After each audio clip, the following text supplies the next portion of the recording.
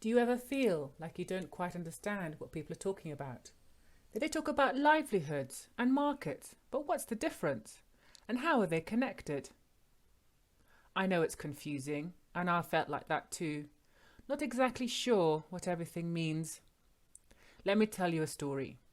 It helped me understand, and maybe it'll help you too. I met a man who was a farmer in a small village. He grew maize. You might say his livelihood was farming.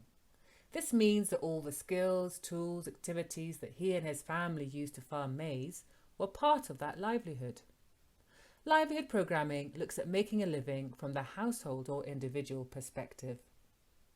When he took his maize down the road to the marketplace, he would meet lots of other people with the same livelihood, other farmers selling their goods. He would also meet people who had related livelihoods, like traders, millers, and transporters. Some lived nearby, but others lived far away.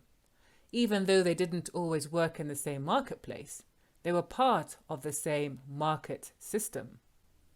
A market system is a network of people, infrastructure, and rules that supports buying and selling. All the relationships and actions that affect market activities are included in a market system.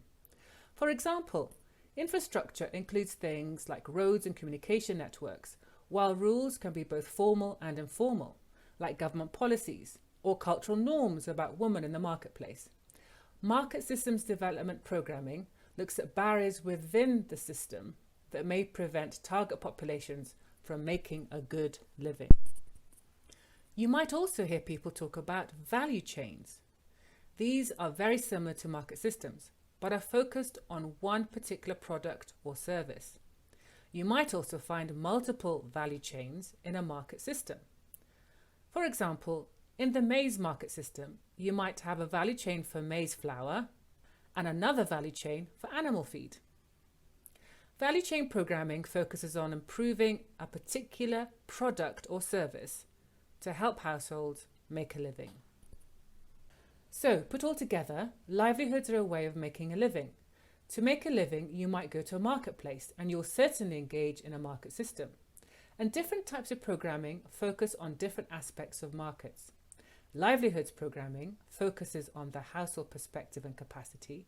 Market systems development programming, or MSD, focuses on barriers in the system overall. And value chain programming focuses on improving a particular product or service.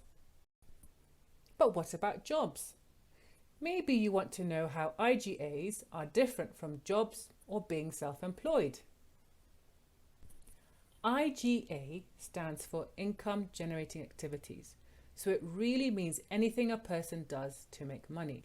The term is really only used in humanitarian settings, so if linking to longer-term programs is important to you, it's better to use a more specific word like job or employment, because then others, development actors, the government, the private sector, will more easily understand what you mean. If you want to avoid using jargon, instead of IGA, use the term that describes exactly what you are doing. Job, part-time job, temporary work, self-employment, micro-enterprise, whatever makes sense in your context. Phew, we've covered a lot of market terms. There's one more thing I want to tell you about. You may have heard about the Market-Based Programming framework.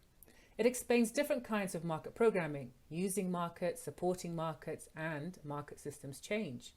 The MBP framework helps programs consider both individual needs and the wider system, so that emergency work builds on a good foundation for longer-term recovery and development. To watch Mick's video on the MBP framework, just scan this QR code and the link will take you there. Thanks for joining me today. You can watch this video again if you want to review any of the terms, or you can check out the Markets in Crisis community of practice to ask questions.